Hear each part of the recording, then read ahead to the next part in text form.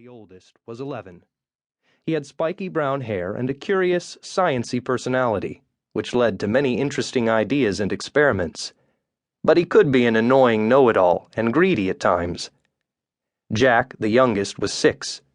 He was hands down the bravest, not just about little things like spiders, but about crashing his bike and jumping from high places.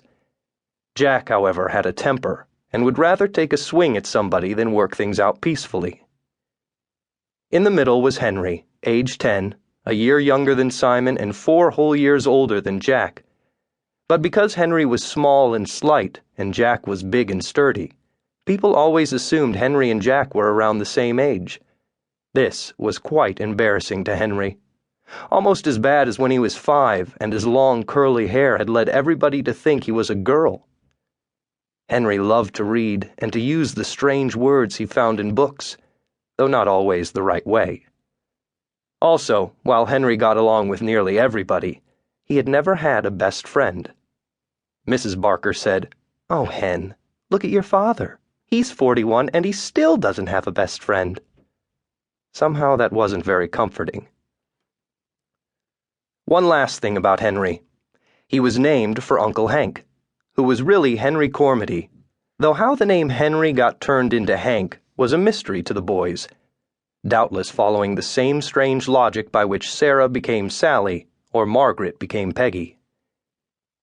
Mr. Barker had idolized Uncle Hank when he was young, marking time between his rare visits, eagerly soaking up stories of his adventures, and much later, proudly passing along the name Henry to his middle son.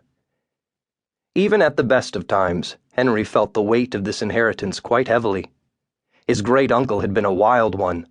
He roped cattle, gambled away his money in gloomy saloons, fought bandits with fists and guns, and explored the roughest and most remote stretches of the West on his big spotted Appaloosa horse for the army. Henry, in addition to being small and occasionally mistaken for a girl, was not wild at all, which made him feel that he should have been named something more regular, like John or David. The final member of the Barker family was Josie. Was she the boys' sister? No. Their nanny? Definitely not. In fact, Henry often thought that if you were to compare Josie to Nana, the dog nanny in the book Peter Pan, you would quickly see that there was no comparison. Josie was the Barkers' cat, and she had little interest in taking care of anybody, least of all the 3 Barker boys. She had been with Mr. and Mrs. Barker for a very long time, and she was vaguely put out that the boys existed at all. Josie was mostly black, with a patch of white on her neck shaped like Florida. She did not enjoy being squeezed or picked up, though that didn't keep Jack from squeezing and picking her up. Henry liked to say she was dexterous, which meant she could open doors and grab things with her paws. Most importantly, she was good at leaping and climbing. On the day Josie ran away, the boys were sitting on their deck after lunch, staring glumly at the pebbly stretch of backyard, trying to think of something to do. Superstition did not have much to offer. The town center consisted of a library, a grocery store, a gas station, a diner, a town hall with the police and fire stations, a post office, and the Coronado Elementary School, which went all the way up to the 8th grade. There were a couple of businesses, too, a car repair place and Mr. Barker's masonry shop. But that was it. Rows of houses sprang up in a square grid around the main avenue through town, and surrounding them, only barren desert. Even the high school was miles away in the town of Terracalde.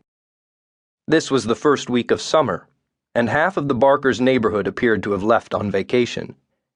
Not that it mattered, as Henry pointed out. The boys hadn't made any friends since they moved in at the beginning of June, happily missing their last week of school back in Chicago. Here in Arizona, they were on their own. "We could play cards," Henry suggested. "Too boring," said Simon. "We could play frisbee," said Jack. "Too windy," said Simon. "We could go see Dad," said Henry. Simon shook his head. "Remember what happened last time?" Mr. Barker's work involved building walls, patios, and walkways. Most of his big jobs were in Phoenix, but he had a few projects in Superstition and the neighboring towns. The boys liked to visit him while he was working.